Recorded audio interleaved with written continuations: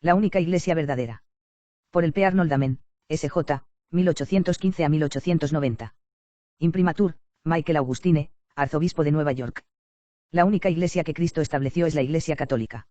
El que creyere y fuere bautizado, será salvo, pero el que no creyere, será condenado. Marcos 4 y 16. Mis amados cristianos, por estas palabras de nuestro divino Salvador, ya les ha sido probado que la fe es necesaria para la salvación. Y sin fe no hay salvación. Sin fe hay condenación eterna. Lea su propia Biblia protestante, Marcos 4 y 16, y la encontrará más fuerte allí que en la Biblia católica. Ahora bien, ¿qué tipo de fe debe tener un hombre para ser salvo? ¿Sirve alguna fe? Pues, si la fe sirve, el diablo mismo se salvará, porque la Biblia dice que los diablos creen y tiemblan. Santiago 2 y 19. Por tanto, no es indiferente la religión que profese un hombre. Debe profesar la religión correcta y verdadera, y sin eso, no hay esperanza de salvación. Porque es lógico, queridos míos, que si Dios revela algo o enseña algo, quiere que lo crean. No creer es insultar a Dios. Dudar de su palabra, o creer con duda y vacilar, es un insulto a Dios, porque es dudar de su sagrada palabra. Por tanto, debemos creer sin dudar, sin vacilar. He dicho que fuera de la Iglesia Católica no hay fe divina. Algunos de los amigos protestantes se sorprenderán de esto, al oírme decir que fuera de la Iglesia Católica no hay fe divina, y que sin fe no hay salvación, sino condenación. Probaré todo lo que he dicho. He dicho que fuera de la Iglesia Católica no puede haber fe divina. ¿Qué es la fe divina? Cuando creemos en algo con la autoridad de Dios, y lo creemos sin duda, sin dudarlo. Ahora, todos nuestros hermanos separados fuera de la Iglesia Católica toman la interpretación privada de la Biblia como guía, pero la interpretación privada de la Biblia nunca puede darles fe divina. Supongamos por un momento que hay un presbiteriano que lee su Biblia. De la lectura de su Biblia llega a la conclusión de que Jesucristo es Dios. Ahora, sabes que esta es la más esencial de todas las doctrinas cristianas, el fundamento de todo el cristianismo.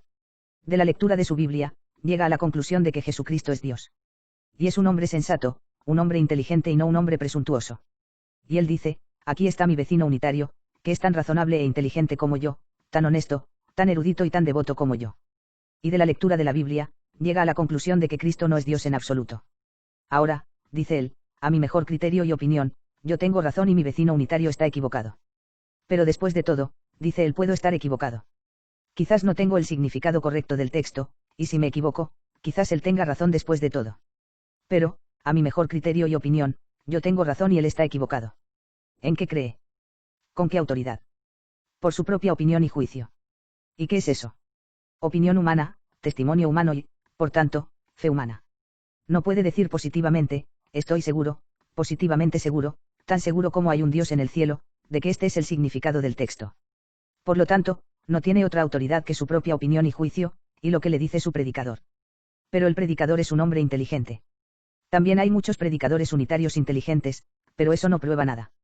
Es solo autoridad humana, y nada más, y por lo tanto, solo fe humana. ¿Qué es la fe humana? Creer algo sobre el testimonio de un hombre. 2. El católico tiene fe divina, ¿y por qué? Porque el católico dice, creo en tal y tal cosa. ¿Por qué? Porque la Iglesia me lo enseña. ¿Y por qué le cree a la Iglesia? Porque Dios me ha ordenado que crea en la enseñanza de la Iglesia. Y Dios me ha amenazado con la condenación, si no creo en la Iglesia. Y San Pedro nos enseña en su epístola, no se hace ninguna profecía de la Escritura. Por interpretación privada, 2 Pedro 1 y 20, para los indoctos e inestables tuercen Escrituras, a su propia descripción. 2 Pedro 3 y 16. Ese es un lenguaje fuerte, queridos hermanos, pero ese es el lenguaje de San Pedro, el líder de los apóstoles. Los indoctos e inestables arrebatan la Biblia para su propia condenación. Y, sin embargo, la Biblia es el libro de Dios, el lenguaje de inspiración, cuando tenemos una Biblia verdadera, como la tenemos los católicos, pero ustedes los protestantes no. Pero, mis queridos amigos protestantes, no se ofendan conmigo por decir eso. Sus propios predicadores y obispos más eruditos le dicen eso. Algunos han escrito volúmenes enteros para demostrar que la traducción al inglés, que usted tiene, es una traducción muy defectuosa y falsa. Ahora, por tanto, digo que la verdadera Biblia es la que tienen los católicos, la Vulgata Latina. Y los más eruditos entre los protestantes mismos han estado de acuerdo en que la Biblia Vulgata Latina, que la Iglesia Católica siempre usa, es la mejor que existe. Y por lo tanto, como habrás percibido, cuando predico doy el texto en latín, porque el texto en latín de la Vulgata es el mejor que existe. 3. Ahora, pueden decir que los católicos reconocen la palabra de Dios, que es el lenguaje de la inspiración, y por lo tanto, estamos seguros de que tenemos la palabra de Dios. Pero, queridos míos, se puede abusar de lo mejor y, por lo tanto, nuestro divino Salvador nos ha dado un maestro viviente para darnos el verdadero significado de la Biblia. Y le ha proporcionado a un maestro infalibilidad. Y esto era absolutamente necesario, porque sin infalibilidad, nunca podríamos estar seguros de nuestra fe. Debe haber una infalibilidad. Y vemos que en cada gobierno bien ordenado, en cada gobierno, en Inglaterra, en los Estados Unidos y en cada país, imperio y república, hay una constitución y una ley suprema. Pero usted no tiene la libertad de explicar la constitución y la ley suprema como crea conveniente. Pues entonces, no habría más ley si a cada hombre se le permitiera explicar la ley y la constitución como crea conveniente. Por lo tanto, en todos los gobiernos hay un juez supremo y un tribunal supremo, y al juez supremo se le remiten todos los diferentes entendimientos de la ley y la constitución. Todos deben acatar las decisiones del juez supremo, y si no cumplieran con esa decisión, queridos míos, ya no habría ley, sino anarquía, desorden y confusión. Nuevamente, supongamos por un momento que el bendito Salvador ha sido menos sabio que los gobiernos humanos. Que no había provisto para la comprensión de su constitución y de su ley de la Iglesia de Dios. Si no lo hubiera hecho, queridos míos, nunca se habría mantenido como ha estado durante los últimos 1854 años. Luego estableció una Corte Suprema, un juez supremo en la Iglesia del Dios viviente. 4. Por todos lados, tanto protestantes como católicos, se admite que Cristo ha establecido una Iglesia. Y es extraño decirlo, todos nuestros amigos protestantes reconocen, también, que ha establecido una sola Iglesia, una sola Iglesia. Porque siempre que Cristo habla de su Iglesia, es siempre en singular. Lectores de la Biblia, recuerden eso. Amigos protestantes, presten atención. Él dice, escuchen a la Iglesia, no escuchen a las iglesias. Sobre la roca he edificado mi Iglesia, no mis iglesias. Siempre que habla, ya sea en figuras o parábolas de su Iglesia, siempre transmite a la mente una unidad, una unión, una unidad. Habla de su Iglesia como un redil, en el que hay un solo pastor, que es la cabeza de todos. Y se hace que las ovejas sigan su voz, tengo otras ovejas que no son de este redil. Un pliegue, ya ve. Habla de su Iglesia como de un reino, en el que hay un solo rey para gobernar a todos. Y habla de su Iglesia como una familia en la que hay un solo padre a la cabeza. Él habla de su Iglesia como un árbol, y todas las ramas de ese árbol están conectadas con el tronco y el tronco con las raíces, y Cristo es la raíz. El tronco es Pedro y los papas, las ramas grandes son los obispos, las ramas más pequeñas son los sacerdotes, y el fruto de ese árbol son los fieles en todo el mundo. La rama, dice él, que sea cortada de ese árbol se marchitará, no producirá fruto, y solo es apta para ser arrojada al fuego, es decir, condenación. Esto es llano, queridos míos, pero no sirve de nada encubrir la verdad. Quiero decirles la verdad, como la predicaron los apóstoles en su tiempo, no hay salvación fuera de la Iglesia de nuestro Señor y Salvador Jesucristo. V. Ahora bien, ¿cuál es esa Iglesia? En la actualidad existen 350 iglesias protestantes diferentes, y casi todos los años se agregan una o dos más. Además de este número, está la Iglesia Católica. Ahora, ¿cuál de todas estas varias iglesias es la única Iglesia verdadera de nuestro Señor y Salvador Jesucristo, ya que todos afirman ser la Iglesia de Jesús? Pero, mis queridos amados, es evidente que ninguna iglesia puede ser la Iglesia de Jesús, excepto la que fue establecida por Jesús. ¿Y cuándo estableció Jesús su Iglesia? ¿Cuándo? Cuando estuvo aquí en la tierra. ¿Y cuánto tiempo hace que Cristo estuvo sobre la tierra? Sabes que nuestra era cristiana data de él. Nació hace muchos siglos. Ese es un hecho histórico admitido por todos. Vivió en la tierra 33 años. Eso fue unos 19 siglos antes de nuestro tiempo. Ese es el momento en que Cristo estableció su iglesia en la tierra. Cualquier iglesia que no haya existido durante tanto tiempo no es la iglesia de Jesucristo, sino que es la institución o invención de algún hombre, pero no de Dios, no de Cristo. Ahora bien, ¿dónde está la iglesia y cuál es la iglesia que ha existido tanto tiempo? Toda la historia te informa, es la Iglesia Católica. Ella, y solo ella, entre todas las denominaciones cristianas sobre la faz de la tierra, ha existido durante tanto tiempo. Toda la historia da testimonio de esto, no solo la historia católica, sino la historia pagana, la historia judía y la historia protestante, indirectamente. La historia de todas las naciones, de todas las personas, da testimonio de que la Iglesia Católica es la más antigua y la primera. Es el establecido por nuestro Señor y Salvador Jesucristo. Si hay algún predicador protestante que pueda probar que la Iglesia Católica ha nacido desde entonces, que venga a verme y le daré $1000. Mis queridos predicadores, aquí hay una oportunidad de ganar dinero, $1000 para ustedes. No solo toda la historia, sino todos los monumentos de la antigüedad dan testimonio de esto, y todas las naciones de la tierra lo proclaman. Llama a uno de tus predicadores y pregúntale cuál fue la primera iglesia cristiana. ¿Fue la presbiteriana, la episcopal, la Iglesia de Inglaterra, la metodista, la universalista o la unitaria? Y te responderán, fue la Iglesia Católica. Pero, querido amigo, si admite que la Iglesia Católica es la primera y la más antigua, la Iglesia establecida por Cristo, ¿por qué no es católico? A esto responden que la Iglesia Católica se ha corrompido, ha caído en el error y, por tanto, era necesario establecer una nueva Iglesia. Una nueva Iglesia, una nueva religión. Y a esto respondemos, si la Iglesia Católica había sido una vez la verdadera Iglesia, entonces ella todavía es verdadera, y será la verdadera Iglesia de Dios hasta el fin de los tiempos, o Jesucristo nos ha engañado. Escúchame Jesús, escucha lo que digo. Digo, que si la Iglesia Católica ahora, en el siglo XIX, no es la verdadera Iglesia de Dios como lo era hace 1854 años, entonces digo, Jesús, nos has engañado y eres un impostor. Y si no digo la verdad, Jesús, golpéame en este púlpito. Déjame caer muerto en este púlpito, porque no quiero ser un predicador de una religión falsa. Vi.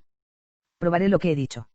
Si la Iglesia Católica ha sido una vez la verdadera Iglesia de Dios, como todos lo admiten, entonces ella es la verdadera Iglesia todavía, y será la verdadera Iglesia de Dios hasta el fin de los tiempos. Porque Cristo ha prometido que las puertas del infierno no prevalecerán contra la Iglesia. Dice que lo ha edificado sobre una roca y que las puertas del infierno nunca prevalecerán contra él. Ahora bien, queridos míos, si la Iglesia Católica se ha equivocado, entonces las puertas del infierno se han impuesto contra ella. Y si las puertas del infierno han prevalecido contra ella, entonces Cristo no ha cumplido su promesa. Entonces nos ha engañado, y si nos ha engañado, entonces es un impostor. Si es un impostor, entonces no es Dios, y si no es Dios, entonces todo el cristianismo es un engaño y una imposición. Nuevamente, en Mateo 28, 19 a 20, nuestro divino Salvador dice a sus apóstoles, id, pues, y haced discípulos a todas las naciones, bautizándolos en el nombre del Padre, y del Hijo, y del Espíritu Santo enseñándoles a observar todo lo que les he mandado. He aquí, dice el yo, Jesús, el Hijo del Dios viviente, yo, la sabiduría infinita, la verdad eterna, estoy con ustedes todos los días, hasta el fin del mundo. Mateo 28, 20. Cristo, entonces, jura solemnemente que estará con su Iglesia todos los días hasta el fin de los tiempos, hasta la consumación del mundo. Pero Cristo no puede permanecer con la Iglesia que enseña error, falsedad o corrupción. Por tanto, si la Iglesia Católica ha caído en el error y la corrupción, como dicen nuestros amigos protestantes, entonces Cristo debe haberla abandonado. Si es así, ha roto su juramento. Si ha roto su juramento, es un perjuro y no hay cristianismo en absoluto. Una vez más, nuestro divino Salvador, Juan capítulo 14, ha prometido que enviará a su Iglesia el Espíritu de la verdad, para que permanezca con ella para siempre. Entonces, si el Espíritu Santo, el Espíritu de la verdad, le enseña a la Iglesia toda la verdad y le enseña toda la verdad para siempre, entonces nunca ha habido, ni podrá haber, un solo error en la Iglesia de Dios. Porque donde hay toda la verdad, no hay error alguno. Cristo ha prometido solemnemente que enviará a la Iglesia el Espíritu de la verdad, quien enseñará toda la verdad para siempre. Por lo tanto, nunca ha habido un solo error en la Iglesia de Dios, o Cristo ha fallado en sus promesas si es que lo ha hecho. Una vez más, Cristo nos manda a escuchar y creer las enseñanzas de la Iglesia en todas las cosas, en todo momento y en todo lugar. No dice escuchar a la Iglesia durante 1000 años ni durante 1500 años, sino escuchar a la Iglesia, sin ninguna limitación, sin ninguna reserva o restricción de tiempo. Es decir, en todo momento, en todas las cosas hasta el fin de los tiempos. Y el que no oye a la Iglesia, sea contigo, dice Cristo, como pagano y como publicano. Por tanto, Cristo dice que aquellos que se niegan a escuchar a la Iglesia deben ser considerados paganos, y que es un pagano. Uno que no adora al Dios verdadero. Y un publicano es un pecador público. Este es un lenguaje fuerte. ¿Podría Cristo mandarme a creer en la Iglesia si la Iglesia pudiera haberme descarriado, o podría llevarme al error? Si la enseñanza de la Iglesia es corrupta, ¿podría Él, el Dios de verdad, ordenarme sin ninguna restricción o limitación que escuche y crea las enseñanzas de la Iglesia que Él ha establecido? Una vez más, nuestro divino Salvador me ordena escuchar y creer en la enseñanza de la Iglesia de la misma manera que si Él mismo nos hablara. El que os escucha, a mí me escucha, dice a los apóstoles, y el que os desprecia, a mí me desprecia. Lucas 10 y 16, entonces, cuando creo en lo que enseña la Iglesia, creo en lo que Dios enseña. Si rechazo lo que enseña la Iglesia, rechazo lo que Dios enseña. De modo que Cristo ha hecho de la Iglesia el órgano por el que habla al hombre. Nos dice positivamente que debemos creer en la enseñanza de la Iglesia como si Él mismo nos hablara. Por eso, dice San Pablo en su epístola a Timoteo, la Iglesia es el pilar, es decir, el fundamento sólido, y la base de la verdad. 1 Timoteo 3 y 15, quita el suelo o los cimientos de este edificio, y se derrumba. Entonces, con respecto a estos pilares, sobre los cuales descansa el techo, quítelos y el techo se derrumbará. Entonces San Pablo dice, la Iglesia es el pilar y baluarte de la verdad, y en el momento en que quita la autoridad de la Iglesia de Dios induce a todo tipo de errores y doctrinas blasfemas. No lo vemos. 7.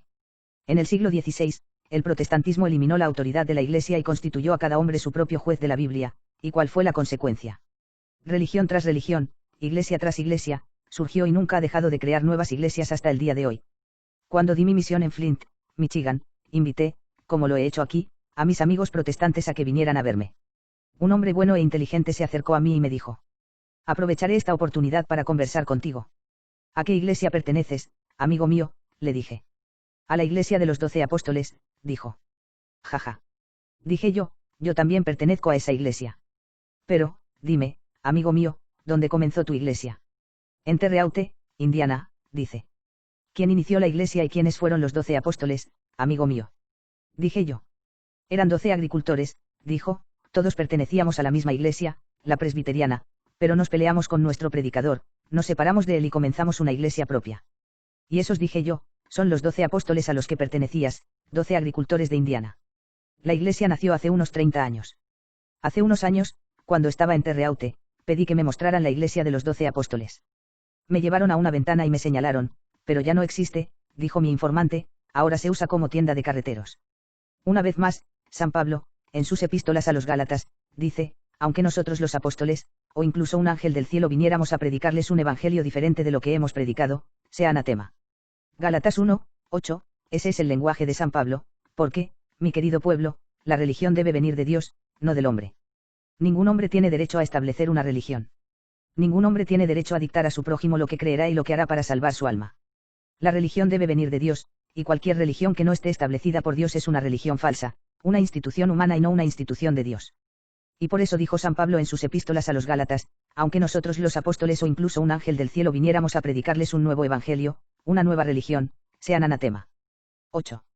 Verán, entonces, mi querido pueblo, del texto de la Escritura he citado que, si la Iglesia Católica ha sido una vez la verdadera Iglesia, entonces sigue siendo la verdadera Iglesia.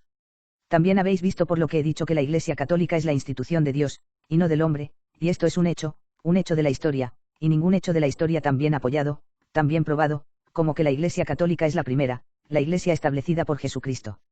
Entonces, de la misma manera, es un hecho histórico que todas las iglesias protestantes son las instituciones del hombre, cada una de ellas. Y les daré sus fechas y los nombres de sus fundadores o instituidores. En el año 1520, hace 368 años, llegó el primer protestante al mundo. Antes de ese, no había un protestante en el mundo, ni uno en la faz de toda la tierra. Y ese, como nos dice toda la historia, fue Martín Lutero. Era un sacerdote católico que se apartó de la iglesia por orgullo y se casó con una monja. Fue excomulgado de la iglesia, aislado, desterrado e hizo su propia religión. Antes de Martín Lutero no había protestante en el mundo. Fue el primero en elevar el estándar de rebelión y rebelarse contra la iglesia de Dios. Les dijo a sus discípulos que debían tomar la Biblia como guía, y así lo hicieron. Pero pronto se pelearon con él, Zwinglio y varios otros, y cada uno de ellos comenzó su propia religión. Después de los discípulos de Martín Lutero vino Juan Calvino, quien en Ginebra estableció la religión presbiteriana y, por lo tanto, casi todas esas religiones llevan el nombre de su fundador. Le preguntó al protestante, ¿por qué eres luterano, amigo mío? Bueno, dice él, porque creo en la doctrina del buen Martín Lutero. Por tanto, no de Cristo, sino del hombre, Martín Lutero. ¿Y qué clase de hombre era? Un hombre que había roto el solemne juramento que había hecho en el altar de Dios, en su ordenación, de llevar una vida pura, soltera y virginal. Rompió ese solemne juramento y se casó con una hermana Catherine, que también había prestado el mismo juramento de castidad y virtud. Y este es el primer fundador del protestantismo en el mundo.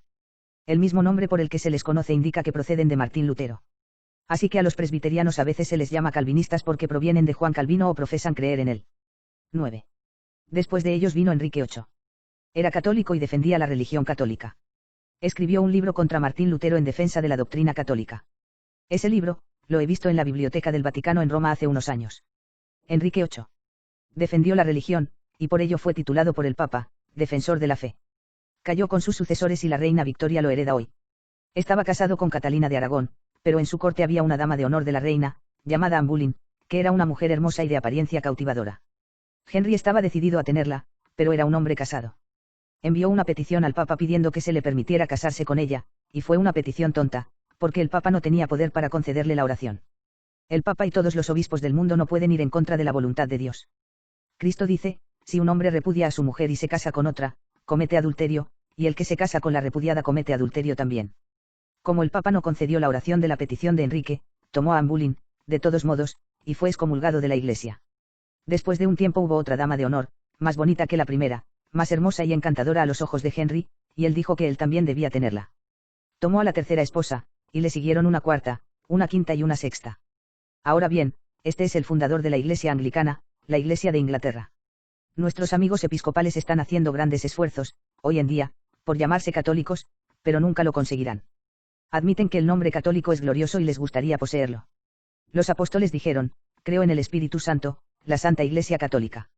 Nunca lo dijeron, en la Iglesia Anglicana. Los anglicanos niegan su religión, porque dicen que creen en el Espíritu Santo, la Santa Iglesia Católica. Pregúnteles si son católicos y responden, sí, pero no católicos romanos. Somos católicos ingleses. ¿Cuál es el significado de la palabra católico? Proviene de la palabra griega catholicus, universal, esparcida por toda la tierra, y en todas partes lo mismo. Ahora, en primer lugar, la Iglesia anglicana no está esparcida por toda la tierra. Solo existe en unos pocos países, y principalmente solo donde se habla el idioma inglés. En segundo lugar, no son iguales en toda la tierra, porque ahora hay 4 iglesias anglicanas diferentes, la Iglesia Baja, la Iglesia Alta, la Iglesia Ritualista y la Iglesia Pusellita. Catholicus significa más que esto, no solo esparcido por toda la tierra y en todas partes lo mismo, sino que significa, además, en todo momento lo mismo, desde Cristo hasta nuestros días. Ahora bien, no han existido desde el tiempo de Cristo. Nunca hubo una iglesia episcopal o una iglesia anglicana antes de Enrique VIII. Después del episcopalianismo, surgieron otras iglesias diferentes. Luego vino el metodista, hace unos 150 años. Fue iniciado por John Wesley, quien al principio fue miembro de la iglesia episcopal. Posteriormente, se unió a los hermanos moravos, pero sin gustarle, hizo su propia religión, la iglesia metodista. Después de John Wesley surgieron varios otros, y finalmente, llegaron los campbellitas, hace unos 60 años. Esta iglesia fue establecida por Alexander Campbell, un escocés. Bueno, ahora, queridos y amados pueblos, pueden pensar que el acto de los 12 apóstoles de Indiana fue ridículo, pero tenían tanto derecho a establecer una iglesia como Enrique VIII, Martín Lutero o Juan Calvino. No tenían ningún derecho, ni Enrique VIII, ni el resto de ellos, ningún derecho en absoluto. Cristo había establecido su iglesia y había hecho su solemne juramento de que su iglesia permanecería hasta el fin de los tiempos. Prometió que lo había construido sobre roca y que las puertas del infierno nunca prevalecerían contra él. Por lo tanto, mi querida gente, todas esas diferentes denominaciones de religión son invenciones del hombre. Y les pregunto, ¿puede el hombre salvar el alma de su prójimo mediante cualquier institución que pueda hacer? No debe venir la religión de Dios. Y, por lo tanto, mis amados hermanos separados, piénselo seriamente. Tienes un alma para ser salvada, y esa alma debe ser salvada o condenada, ya sea una o la otra.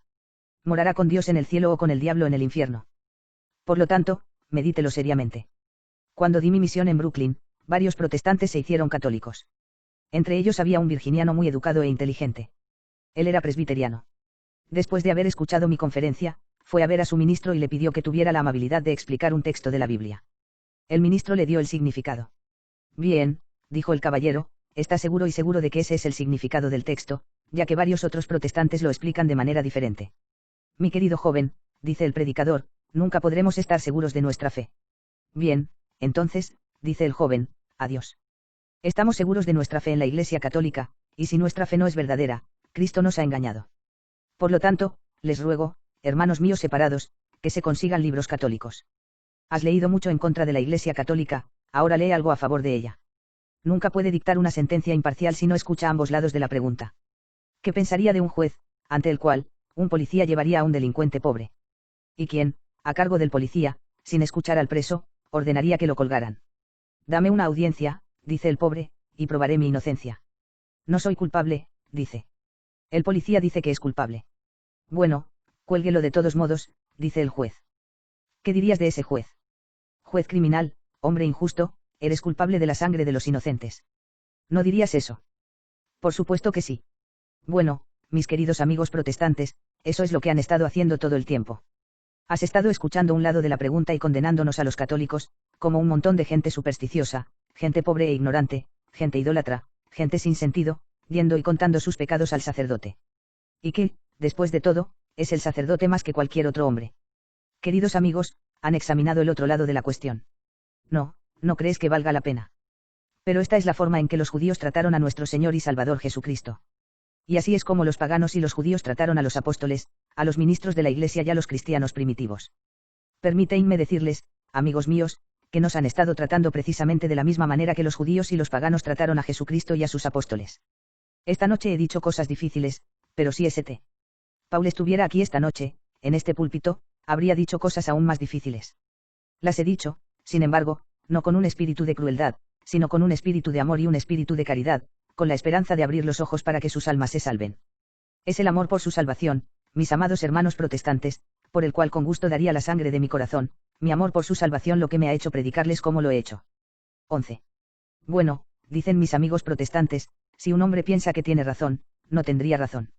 Supongamos ahora un hombre en Ottawa, que quiere ir a Chicago, pero toma un coche para Nueva York. El conductor le pide su boleto e inmediatamente dice, estás en el auto equivocado, tu boleto es para Chicago, pero vas a Nueva York. Bueno, ¿qué hay de eso? Dice el pasajero, quiero decir bien. Tu significado no te irá bien al final, dice el director, porque saldrás en Nueva York en lugar de Chicago. Dice que tiene buenas intenciones, mis queridos amigos, pero su significado no los llevará al cielo. Debes hacerlo bien también. El que hace la voluntad de mi Padre, dice Jesús, solo él será salvo. Hay millones en el infierno con buenas intenciones. Debes hacerlo bien y estar seguro de que lo estás haciendo bien para ser salvo. Agradezco a mis hermanos separados por su amabilidad al asistir a estas controvertidas conferencias. Espero no haber dicho nada que pueda ofenderlos. Por supuesto, sería una tontería para mí no predicar doctrinas católicas.